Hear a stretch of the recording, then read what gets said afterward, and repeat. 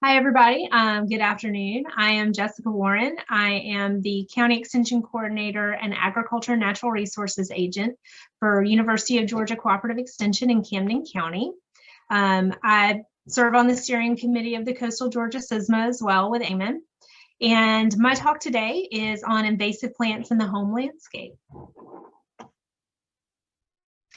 So if you tuned into Daniel's lecture yesterday on reptiles and amphibians, you may know a little bit of this already. There's some redundancy with plants, but looking quickly at kind of what makes a plant invasive. An invasive plant is going to be a non-native plant that displaces native species, reproduces prolifically usually, and has no natural predators. So we do have lots of non-native plants that are not necessarily invasive. They don't usually, even if they're not invasive, they usually don't contribute as much to the ecosystem. They're not as nutritionally dense and don't provide as good a habitat for our native wildlife and pollinators, but they're not necessarily harmful as far as being invasive or hurting native species. An invasive plant also usually causes some economic and environmental harm. A lot of times they'll utilize a longer growing season and outcompete than the native plants. Some of them, not all, but may utilize chemical warfare, which is also known as allelopathy. A lot of them will produce many seeds, lots and lots of seeds with high viability, meaning that they're successful, and very successful dispersal mechanisms. So you'll see that some in some of the plants that we'll talk about today. A lot of these will also thrive on disturbance and survive in almost any habitat. So these are plants that are kind of like the cockroaches of the plant world. They can survive on anything and without just about anything. And invasive plants or invasive species in general are the second largest threat to biodiversity globally. So that's an important thing to note as well. So my goal with this talk today is really just to go through a number of different species, give you just a little bit of information on them, but kind of build some awareness of what might be around you, because we have so many invasives on the coast. But the goal is kind of to just expose you to a lot of different species and build some awareness there of things that might be invasive. And then you can look into those further for more information, or reach out to myself or Eamon, and we'd be glad to provide you with some more information too. You can also go to the Coastal Georgia SISMA website and find more information and links about these plants. That would be a great place if you want to do more research on any of them. So the first one that I have here is coral Artesia. People like to have this in their landscape from time to time. In fact, my neighbor has quite a lot of it. And I find it in many places he didn't plant it. In fact, we have 7 wooded acres, and I found it on our back property line. It spreads easily, especially with the berries that wildlife may eat and then defecate or poop out other places. It was introduced to the US from Japan and northern India. And you can find pictures in Florida of this basically taking over the whole understory of forest in natural areas. So it'll choke out native seedlings and prevent them from establishing. It shades out the understory. It basically just changes the whole forest ecosystem once it gets let loose in that kind of area. And I'll have a lot of folks that'll say that they have some of these plants, but they've never seen them spread. A lot of times you're not going to see where it spreads to, because it's not going to be that it's spreading out like, say, daylilies do. That's not invasive. Invasive means that it's popping up everywhere, and it's very successful in spreading its seeds to new places. And this is especially true of things that have berries or fruits. Lantana is another popular landscape plant that is much more problematic than most people realize. It was introduced to the US from the West Indies as an ornamental. It will invade disturbed areas and crowds out native species. The leaves and the unripened fruit are poisonous. This is especially important if you have small children or pets around. And again, it has those berries that birds or other wildlife may eat and continue to spread it to new areas where it will colonize. I have a lot of people who are not willing to give up lantana, and I do encourage them that if you will not get rid of lantana altogether, then the best thing to do is to plant a single color lantana. So not like this, I think it's called Candy Tuft, but these multicolored blooms, those are the ones that seem to be the most invasive. The single colors usually aren't as much of a problem. They're still not the best plant to have in your landscape. I know Eamon will talk later this week about native alternatives for invasives, and that should give you some good ideas of other things that would be better for wildlife, better for pollinators, better for the ecosystem, and you wouldn't have to worry about. If you do have this plant and you're absolutely unwilling to get rid of it, the same with some of the other things that have berries, removing those berries when they first set, removing that fruit when it first sets before it ripens or it has a chance for anything to eat it, will help reduce its invasiveness. But I will always encourage you first and foremost to just remove it from the landscape. Nandina. Nandina is an old favorite, not to me, but to most people apparently. I always hear either my mother or my grandmother had this in their landscape, so it's sentimental to me. Personally, even though my grandmother had this, I don't remember it and I don't associate it with her, and I think it's an ugly plant. But again, if you're not getting rid of Nandina, at least removing those berries. If you like songbirds, and you know, a lot of people love having birds in their landscape, you definitely don't want this plant because it will kill your birds. Especially things like cedar waxwings that engorge themselves and eat a lot of berries at one time. There have been, you can Google massive cedar waxwing deaths where a flock has come in, gorged themselves on Nandina berries and died because the berries contain cyanide. You know, if they just ate 1 or 2 berries, probably wouldn't kill them, might make them a little sick or weaken their immune systems, but definitely not a beneficial plant to have around, and not one that belongs here either. As you can see, it was introduced to the US from China and Japan. Glossy privet. Personally, I will advise you not to have any type of privet or ligustrum in your landscape. They're not all invasive, but none of them are super beneficial either. None of them are native. They're all just, there are better options, and there are definitely better native options that also provide for wildlife and pollinators. Glossy privet was introduced to the US from Asia, and like a lot of our privets, it'll form dense thickets and outcompete desirable plants or native plants, and it produces a lot of seeds, making it easy for it to spread and difficult to get rid of. If you've ever tried to get rid of any kind of privet, most of them are pretty difficult to get rid of. Elephant ear remains popular in the ornamental trade. I think it should come with a warning label personally, because I know lots of people who love it, and I didn't used to know it was a problem myself. Elephant ear, when it gets loose, which is very easy for it to do somehow, it takes over. My office is in Woodbine in Camden County, right down on the Florida line, and you can see throughout the city of Woodbine, even, you know, in town, drainage ditches that are choked out with elephant ear, natural wetlands that are choked out with elephant ear. This stuff is horrible, and it's pretty hard to get rid of sometimes too. It was introduced to the US from northern South America. It has these big leaves, which, you know, most people find attractive, and it does have an attractive look if it was under control. It has the ability to grow up to 9 feet tall, and it can shade out a lot of native plants. I would not have thought that this was such a bad plant until I've seen how much it has colonized natural areas. And also that's a big deal if you live on the coast, because you need your drainage ditches and wetlands and other areas that help mitigate storms. You don't need them clogged up with non-native vegetation, because that's going to increase flooding issues when we have a major storm. And sometimes not so major storm, sometimes just a, you know, random 4 inches in an hour.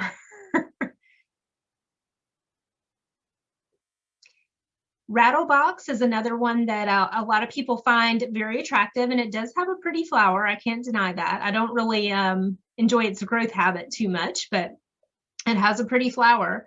but it also will colonize large areas. There's some forest land on the north end of the county that's disturbed, where they cut and then replant and stuff. And there's areas where there's just acres of this stuff. And it's not so pretty then, for sure. And it's really hard to get rid of. It was introduced to the US from South America. It displaces the native vegetation and wildlife, and it forms really dense thickets. Loves disturbed areas. Mexican petunia. This is one I see in a lot of landscapes on the coast. It was introduced to the US from Mexico and South America. It is a popular landscape plant, but it's aggressive and it crowds out the native plants. It's also pretty hard to get rid of once it's well established. So we do have a lot of native and even some other non-native options that are going to be easier to manage and that can give you a similar look, whatever that look is that you're going for. Of course, there are other petunias that are not invasive that you could utilize for the same flower type and structure, if that's what you're looking for. And also, as I go along, if anybody has questions, feel free to put them in the chat box and we can go ahead and address them as we go, or I can catch them at the end. I don't think we've had anything so far. I think it was just Eamon sharing. Yeah. So our next plant is sword fern. It was introduced from Asia and Australia, and it takes over low-growing plants. It forms really dense stands, as you can see here, and those stands continue to grow into adjacent natural areas and kind of take over the ground cover there. I've seen this in a lot of landscapes that we have here in Camden, and we have lots of, you don't have to give up the fern look. There's lots of native ferns that honestly I think are much more aesthetically pleasing. All right, I see Susan would like to have the scientific names of these plants, and I do not have not memorized all of the scientific names of these plants. So, which is kind of funny because I always pick on Eamon because he gives a lot of talks where he only speaks in scientific names, and most people ask for the opposite of that. So I apologize, Susan. I don't have all the scientific names on this talk. So our next one is periwinkle or vinca. This is a problem throughout the Southeast. It was introduced to the US from Europe and West Asia. It forms extensive mats along the forest floor and displaces native plants. It also basically changes the ecosystem by taking over natural areas as a ground cover. Before I moved back to Georgia 7 or 8 years ago, I lived in Knoxville for a time working for the University of Tennessee, and we had a house on 2.5 acres in the mountains. In our entire 2.5 acres, all of the wooded area, all of the ground, it was impenetrable. It was vinca because somebody, I think, had planted it years and years ago as a ground cover to help on the slopes, but it had taken over the entire forested area. You couldn't even see the forest floor, and it definitely inhibited native plants from coming up. So there's a lot better options out there. Skunk Fun, this is one that we're starting to see some of, but we haven't seen a whole lot of. It's introduced to the US from Asia. It can survive in a variety of habitats, and it becomes so dense that tree branches or even whole trees can collapse under its weight. Also, you may notice that it has a rather distinctive name, and there's a reason for that. I always say that scientists aren't super creative when it comes to naming things. So this also stinks when you have to work with it. I have not had that pleasure yet, but I know people who have, and they say it's really pretty smelly and disgusting to try and remove. How does it spread, vinca? So it's a ground cover. It just continually, I'm not sure if it has rhizomes, but it just continually roots into new areas and spreads out.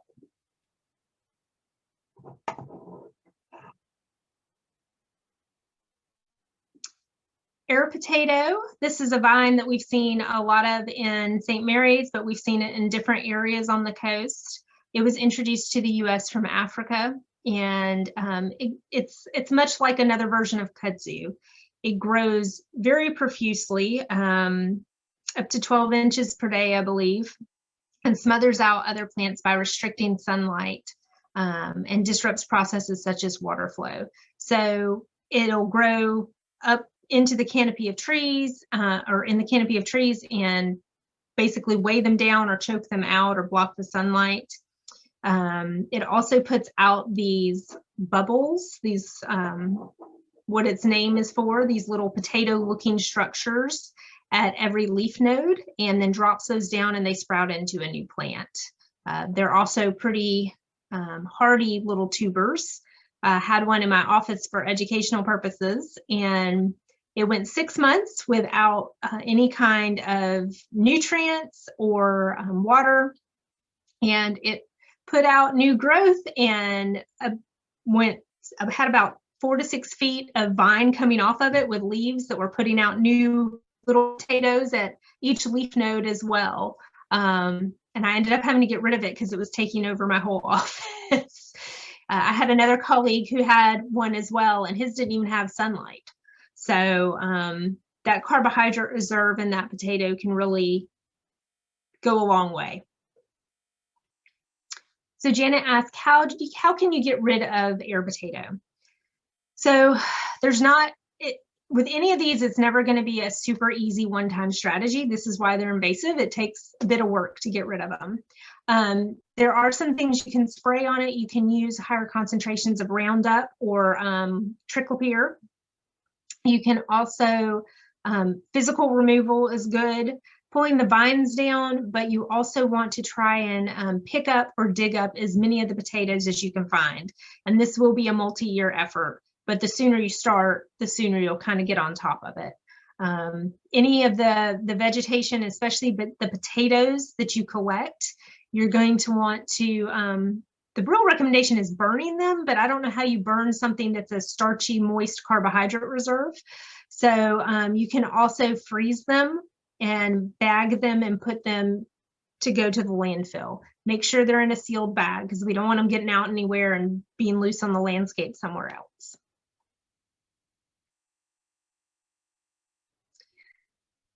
English ivy. English ivy is one that we're all familiar with, and a lot of people have planted or utilized in their landscape at one time or another. It was introduced to the US by European colonists as a year-round ground cover, but it is an aggressive invader. It kills or weakens infested trees, shades out understory plants. It'll basically take over everything. And it can spread a lot more than you would think as well. My parents, when they had property in North Georgia, their neighbor across the road had English ivy that they had planted that then took over all of their woods, and then somehow came across the road to my parents' property, and they were finding it places and pulling it out.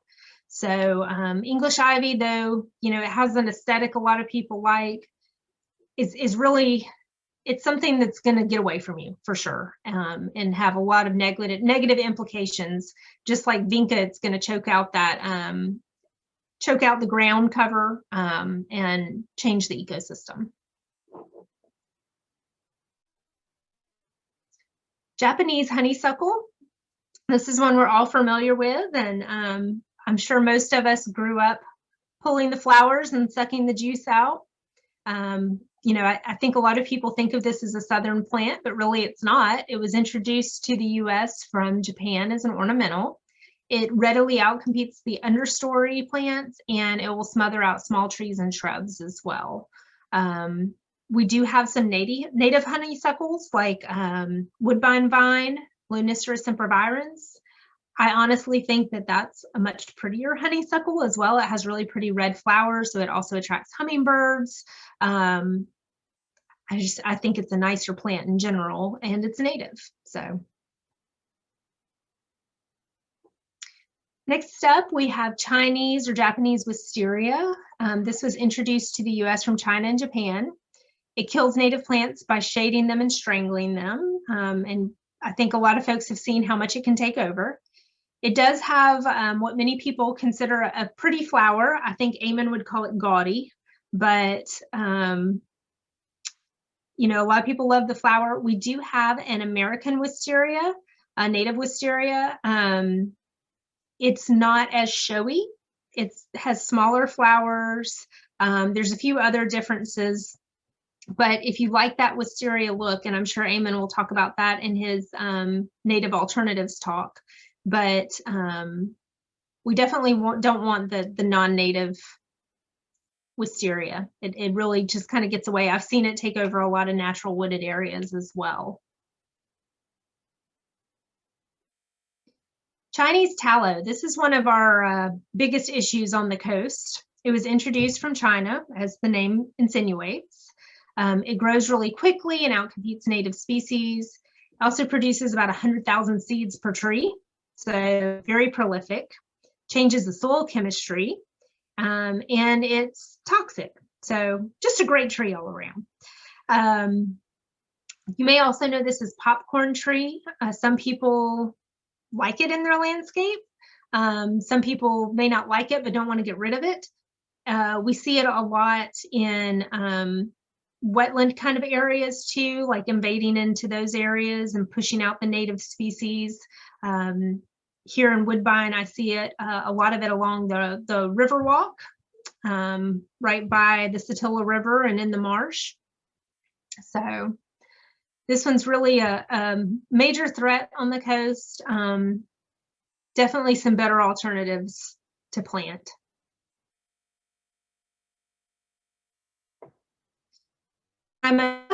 This is an old favorite. I think most people by now know it's invasive, or at least not a preferred plant. We do have some native alternatives that can give you similar looks, whether it's the flower you like or the leaves you like. It was introduced from China. It loves disturbed habitat, and it reduces sunlight and nutrients for native plants. So it's basically just providing unnecessary competition.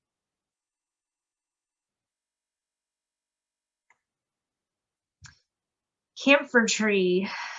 I usually go for a walk at lunch every day, and every single day I walk by a camphor tree, and I wish I could take it down, but it's not my property.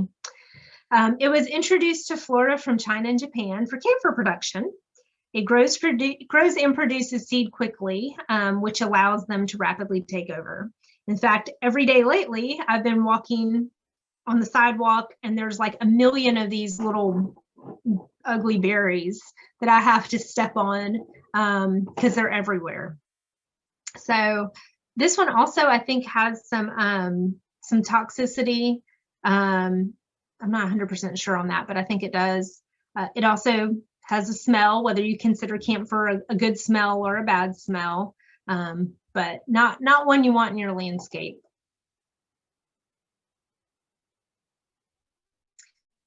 Bradford pear, or calorie pear. I've never quite understood the popularity of this tree, even when I was young, before I knew it was invasive, because it smells terrible. I remember in my high school courtyard, they had these, and when they were blooming, it just smelled like the whole courtyard was full of cat pee. So, you know, why do you want a tree that smells like cat pee? But, you know, to each their own, I guess. But these trees, even though they do have a lot of blooms, which people like, they're structurally unsound, and they've actually become invasive and reverted back to some old genetics, which has led to some significant, very dangerous thorns and viable seeds taking over old fields, forest edges, very difficult to get rid of. Even if it's a landscape tree and it happened to remain sterile like it was supposed to, they have poor structure. They're prone to breakage and damage, and they smell bad. So Bradford pears, they came from China as ornamental, but we have a lot of native ornamentals that have similar type flowers that don't smell like cat urine. So just something to keep in mind. Cody Grass, this is one you're less likely to see in the home landscape, but I like to throw it in just for awareness. Cody Grass was introduced first to Alabama from Asia, and it has spread. It's highly flammable. It's harmful to native wildlife when ingested. It's also really damaging to equipment because it has these nasty spurs on it.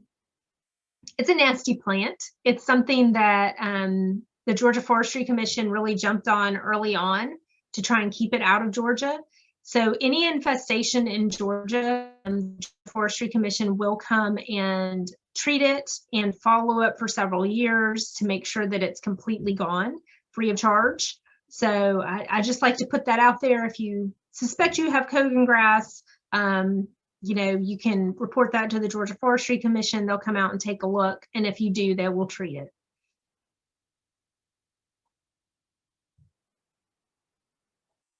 All right, so we've talked about a number of different species of invasive plants that you may come across in the home landscape. So, you know, now that we know this, what can we do about it? The first thing would be not buying invasive plants. I know this seems like a no-brainer, but a lot of people think that if Lowe's or Home Depot or somewhere else is selling it, that it must be fine.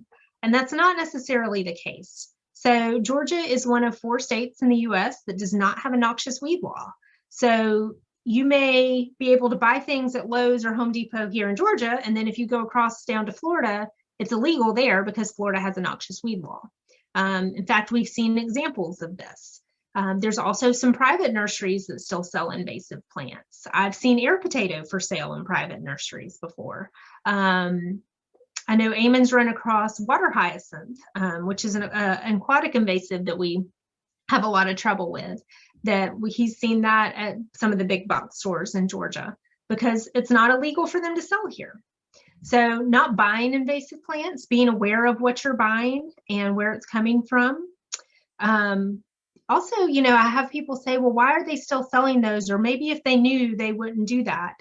I can tell you that for us, if we go in and say, please don't sell this because it's invasive, as a state or a state employee, they don't really care. If consumers start to complain, they may care. You do have power with your dollar.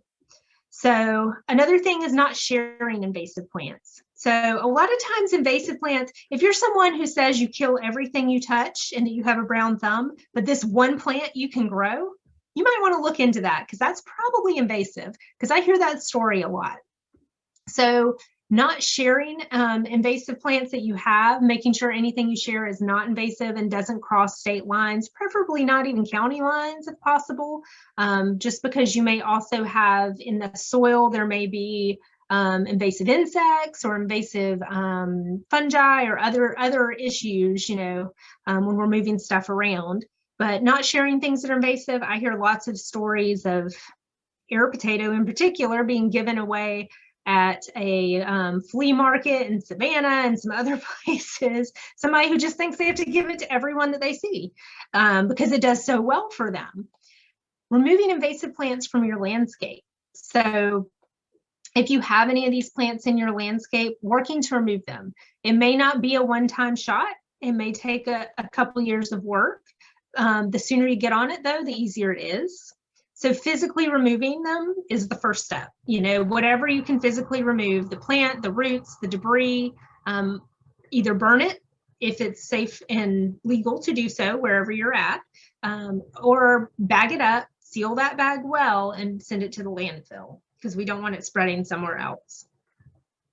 Most of these plants we talked about today, you can use a high concentration of glyphosate, which is Roundup. You can also use trickle peer. A lot of times this will take more than one application, and you do want to follow the label directions as the label is the law. Another option, especially with like trees, or even if they're smaller trees or shrubs, is you can cut them close to the ground and then paint them with herbicide so you don't have to spray. If you do this, you want to paint it really quickly because a tree or shrub is going to, any woody plant is going to very quickly heal over that wound. So if we're doing this at my house, what we do is we have a little jar with glyphosate or whatever our herbicide is that we're using in a paintbrush, and one of us is holding that and the other one cuts, makes the cut, and then the second one paints it on real quick. So that's another method. Again, you may take more than once. You may have some sprouts that come back out but. And then educating others. So, you know, sharing the knowledge on that. I don't know if Eamon has mentioned yet, but we do have this handy little outreach resource that we just got back created, decks of invasive species playing cards, which cover a lot of our coastal species. So each card, let's see if I can, here's Chinese tallow. Each card has a picture of a species on it, and it has the name and the scientific name. And then it has a brief description of why it's a problem. And then on the back, we have the Coastal Georgia SSMA logo. So these are free for people who will use them and learn from them. Eamon has some at the DNR office in Brunswick for distribution. I have some at the Camden County Extension office. If you're in Glenn County or close to Glenn County Extension has some that I sent up that way too. But you can reach out to us and we can get a deck to you if that's something that you're interested in and will use. I think it's a really good kind of passive learning tool where you're not having to study, but you just kind of pick these things up, but by, you know, playing with the cards. All right.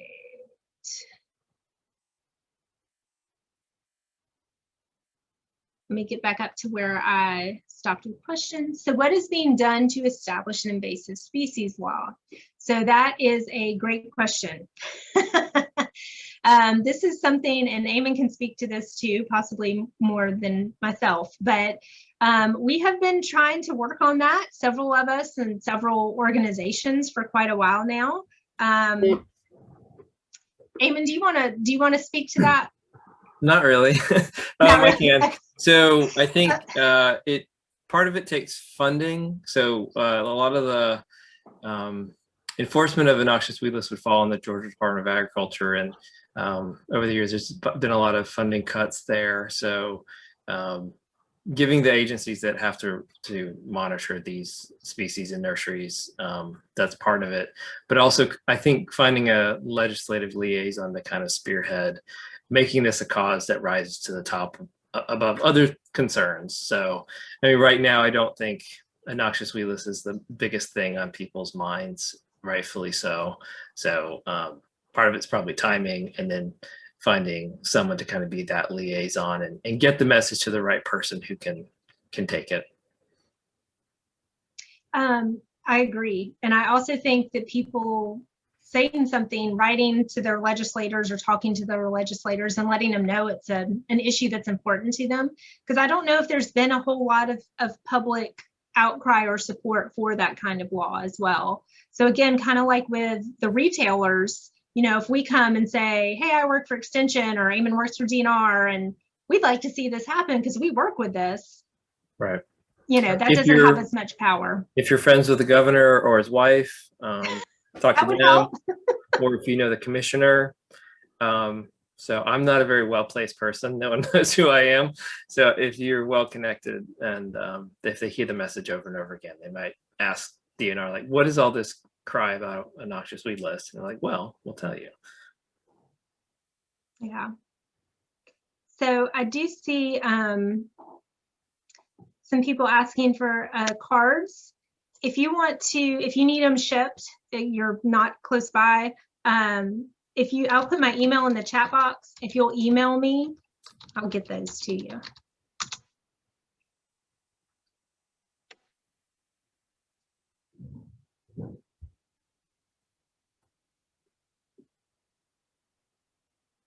All right. I don't know that you had any other unaddressed questions. So, yeah.